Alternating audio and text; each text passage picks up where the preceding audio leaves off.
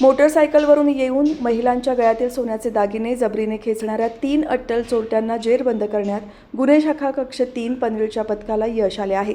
या कारवाईमुळे पनवेल, कामोठे आणि खारघर परिसरातील एकूण 4 गुन्हे उघडकीस आले असून पोलिसांनी या आरोपींकडून 100% मुद्देमाल हस्तगत केला आहे।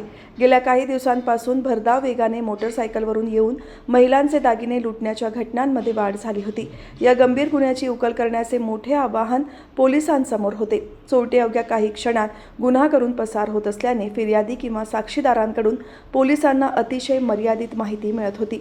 हे आवाहन स्वीकारून वरिष्ठ पोलीस अधिकाऱ्यांच्या सूचनेनुसार गुन्हे शाखा कक्ष 3 पनवेलच्या पथकाने तपासाची चक्रे वेगाने फिरवली।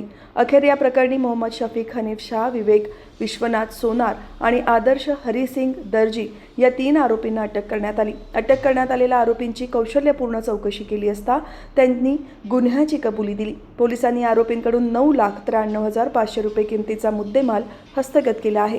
विशेष म्हणजे या गुन्ह्यातील चोरीला गेलेल्या 100% मुद्देमाल जप्त करण्यात पोलिसांना यश आले आहे।